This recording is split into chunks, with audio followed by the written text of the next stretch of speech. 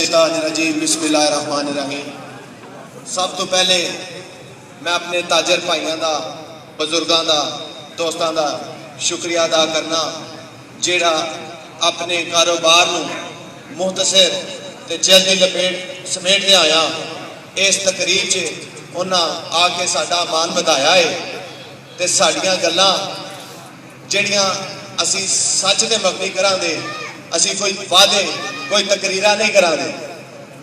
क्यों वादे सियासी लोग करते हैं जिन्हें कभी पूरे नहीं करने होंगे, गल्लां वो लोग करते हैं जिहड़े झूठे होंगे ने।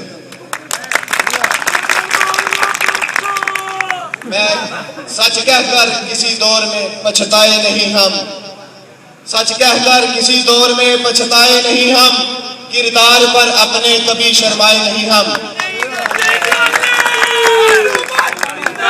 सब तो पहले मैं पूरे मदीना बाजार का शुक्रिया अदा करना कि इन्हां मैनू 2 साल वास्ते सदारत दी ते हुण भी मेरे नाल कोई दोस्त ऐसे ने अजे तक जिहड़े नाराज सन कि तुसी दोबारा उम्मीदवार आओ।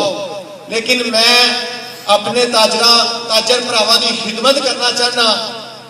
मैं इत्थे मंजी दा के लम्या नहीं बैठना चाहता कि मेरा ही बाजार है।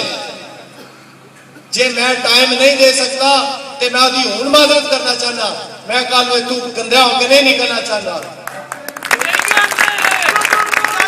पीर फजल गुजराती साहब फरमाते ने मेरे तन ते दाग ना दबावे मैं शर्मावा क्यों, मेरे तन ते दाग ना दबावे मैं शर्मावा क्यों, ते वन सवन्ने कपड़े पा के अपना आप लगावा क्यों। ते मैं बेदाग इस बाजार च आया सा ते इंशाअल्लाह अल्लाह दे हुक्म नाल बेदाग ही इथों चला। असा कोई ठेके नहीं ले, असा कोई सियासत नहीं की मदीना बाजार, असा कोई ताजरा को ज्यादा ते एक्स्ट्रा फंड नहीं ले। साडी यूनियन ते परचे भी होए ने, दुकानदारां नूं पुलिस के थ्रू हरासा भी किया गया।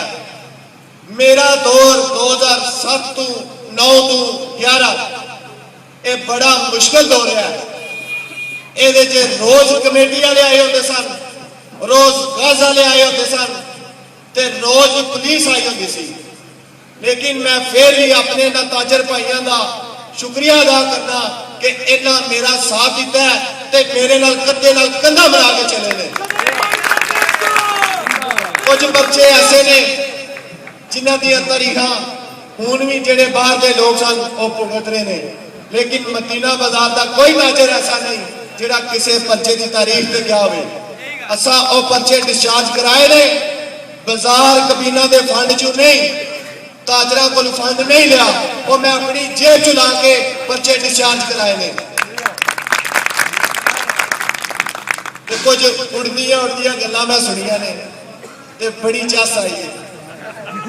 चस इंज आई है कि जेड़ा काम सदर सरदारी नहीं करा सकिया, जेड़ा काम सदर सरदारी नहीं करा सकिया वो कुछ ग्रुप के नहीं करा सकता। इत्थे हुण मंगला डैम ही बनाना ने। ताजर ने कोई बेवकूफ लोग नहीं, ताजर बहुत सियाना होता है। ताजर उन्होंने आंदे ने जेड़ा तजारत करे ते तजारत कभी किसी घाटे की नहीं की। इत्थे आउंदे हो तजारत करन आउंदे हो, कमान आउंदे हो। जे तुसी इत्थे दे के टुर जाना ते तुसी ताजर का दे। इस वास्ते मैं तमाम भाइयों की गुजारिश करांगा कि ताजरां नूं कामयाब करो, ताजरां नूं कामयाब करो ते ताजरां नूं खिदमत का मौका दो। शौकत हुसैन जरगर साहब कोई इन्हां नूं मफाद नहीं बाजार नाल, लेकिन इन्हां नूं असां ते तुसां ताजर भाइयां इन्हां नूं इस काबिल समझिआ कि ये बाजार की मफाद वास्ते हर मुमकिन कोशिश करन दे, अपना पैसा लान दे, अपना टाइम देन दे, किसी नाल ज्यादती नहीं करन दे। ते जेड़ा बंदा खरा होवे वो जशीला ते जज्बाती होंदा है, ते जेड़ा बंदा सियासी होवे वो कदी ललकर के गल नहीं करता। ते शौकत हुसैन जरगर साहब इन्हां नूं मैं हराजे तहसीन पेश करना कि इन्हां अज मैनूं खुश कर दिता तकरीर करके। ते मैनूं उम्मीद है कि जिस तरह इन्हां गल्लां कीतियां ने ये तुहाडे भरावां दे दिलां च भी गईयां होंदियां। इत्थे एक और साडे बड़े बड़े सीनियर ते पसे पर्दा रहने वाले मेरी मिसाल chief election commission Mirza Mohammad Yunus आलू है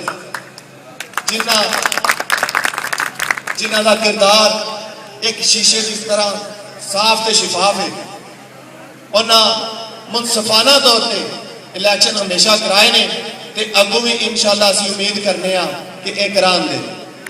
ये काम कर रहे हैं जिहड़ा साडे तो भी ज्यादा है बाजार की फलाह वास्ते। क्यों ये ना किसी को डरते ने ना इन्हों कोई फायदा है तो ये अपना टाइम ही दे रहे हैं। तो तुहाडे ताजर भाइयों वास्ते एक अच्छा प्लेटफार्म इन्हां एक पिच तैयार